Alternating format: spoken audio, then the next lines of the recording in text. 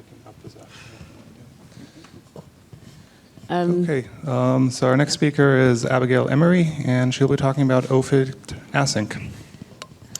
Yeah, hi. I hope you're not sick of blue sky, because I'm about to talk about it even more.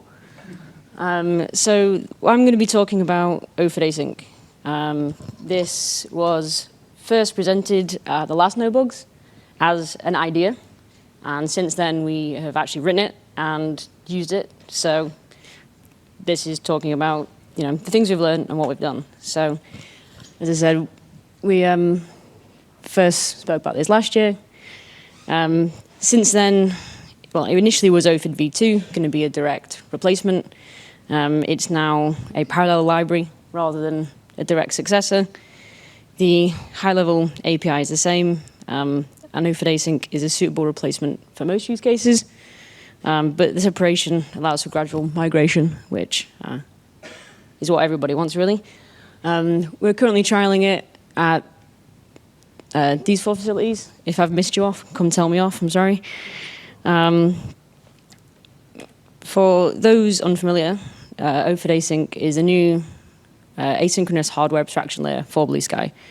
It's within the Blue Sky ecosystem, and the whole goal of it was to achieve parity with both OFID and DLS's fly scanning package that already existed, which was PyMalcolm.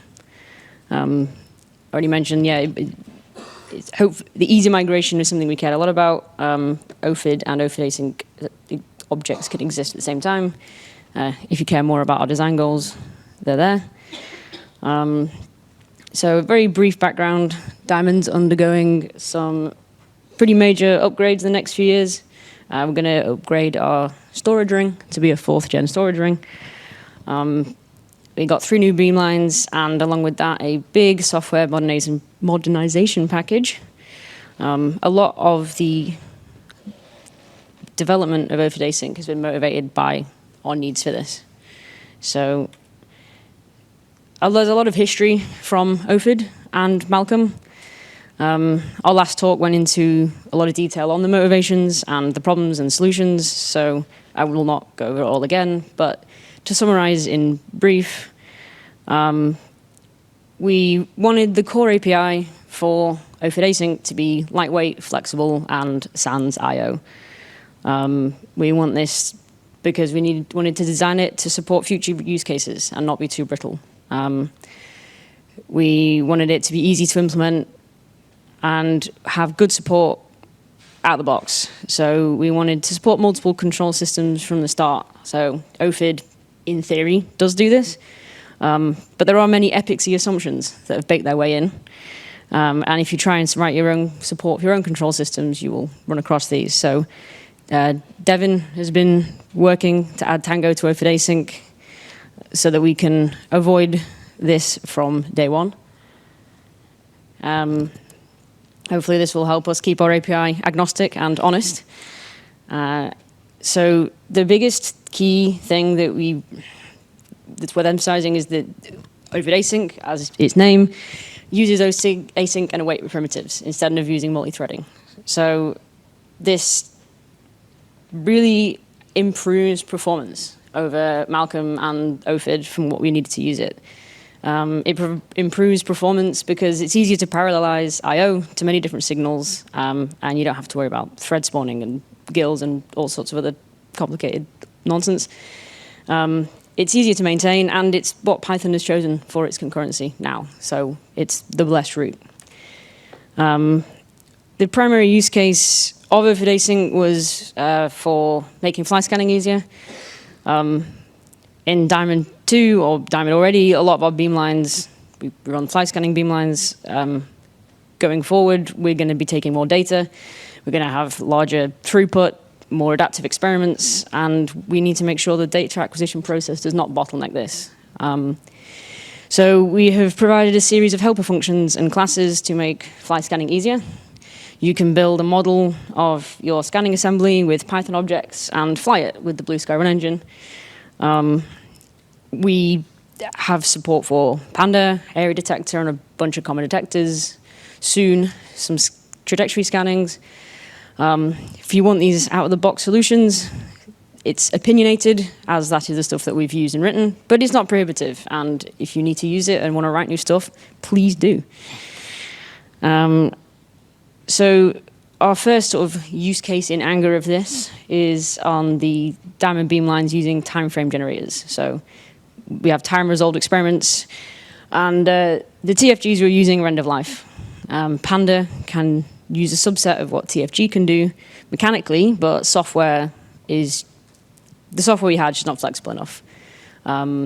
Malcolm struggled to make the cut here, so in comes OFID async. We have done 2 of these experiments now here with sort of Panda and Pilatus detector, and it's gone pretty well. We've got the next one scheduled for early next year.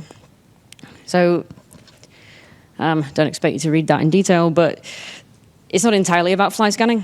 As I said before, we wanted to make an API which is more flexible and readable and ergonomic than what we had previously. So we have standard detectors and readables and flyers that provide logic, which is useful for like 80% of the devices. So we're reducing a lot of boilerplate.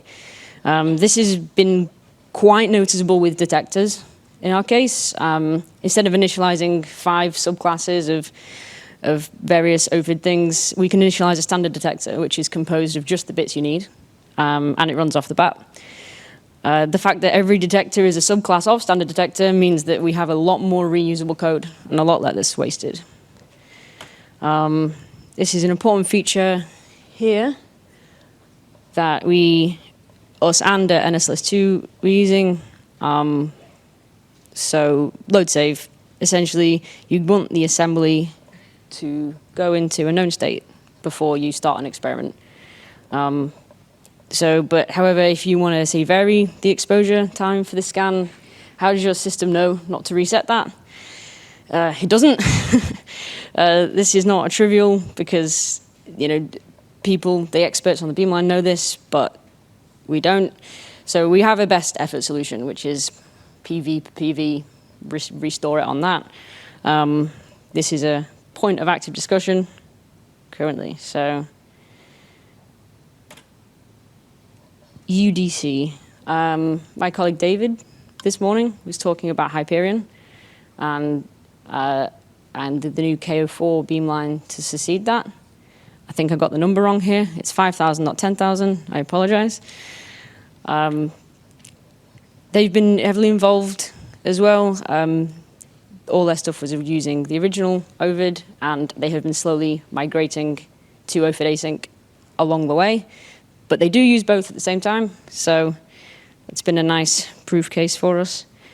But yeah, KO4 is going to be one of Diamond 2's beamlines. That's a lot of samples, and we need really complex plans that are going to orchestrate these devices in pretty complex ways. So the async await stuff here is useful at the device level to really optimize our collections so we can really speed things up.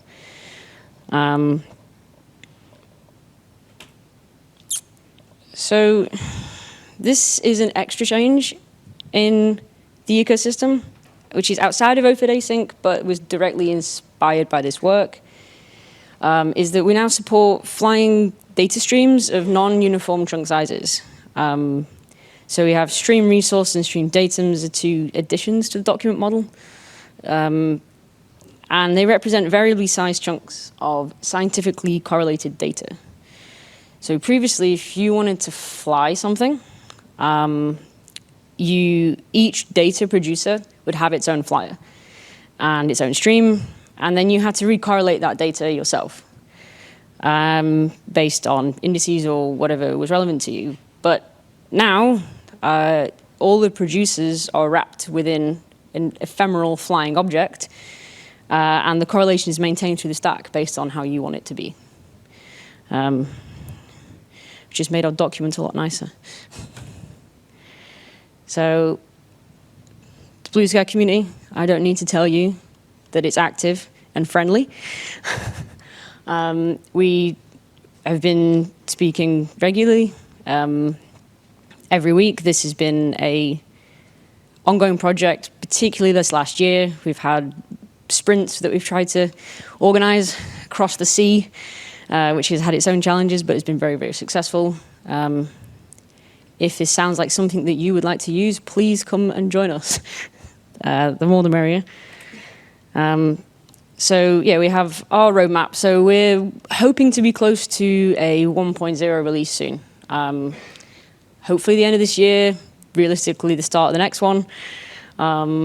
Before we have our 1.0, we want to ensure that we have generalized to support Tango, get that in straight away. We need to support trajectory scanning, and we need to document it so that people can actually pick it up and use it. So that's absolutely our hope. Our milestones are written here. And here are a bunch of links for basically everything I just said. So thank you very much.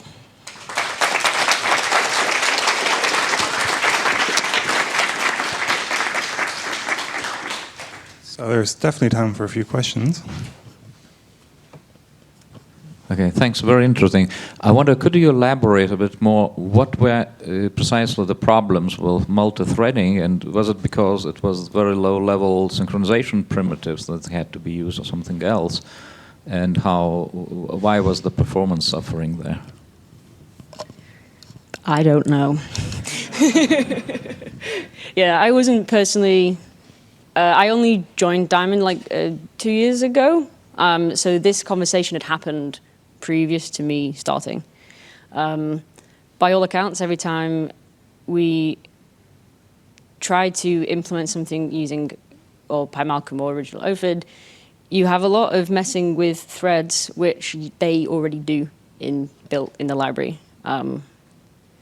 But I'm not the best person to ask about that, unfortunately. So.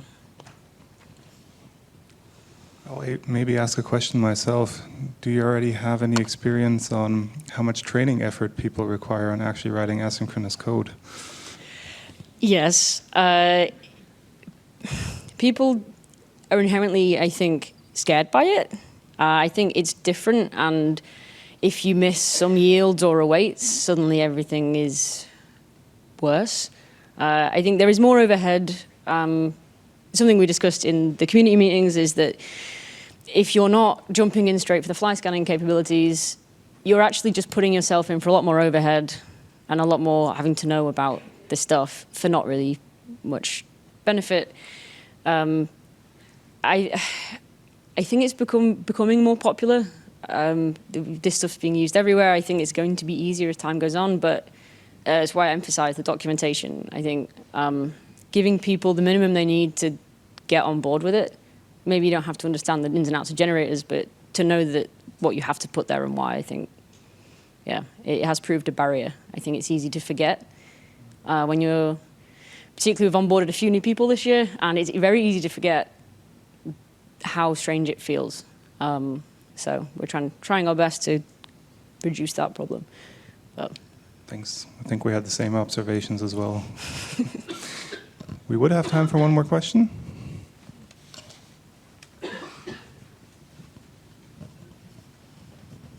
Hey, great talk. So you mentioned OFID async as a parallel library to OFID. In your opinion or recommendation, would you recommend people keep using OFID for the regular devices and use OFID async more in a fly scanning capability? Is that kind of like the separation, or is it the plans to kind of change in the future in how it's intercepted? I think the answer to this is reasonably nebulous and has changed certainly over the last few years. I think the hope is that OFID async will be the successor, and it provides things to you that are very useful, but we very much understand that if you just want to run a simple scan that steps through stuff, you don't want to be adding loads of overhead. That being said, I still would recommend, if you're starting from scratch, jumping on it with that, because that's where a lot of the development is going to be, that's where the support's going to be. OFID's always going to be there, it's going to be stable, but you're opening yourself up to a much bigger toolkit with that. So if you have a very specific use case that you want to be stable and you know it's not going to change, OFID is absolutely going to serve you, and there's no problem with that. There's no plan to get rid of that. Let's thank Abigail again.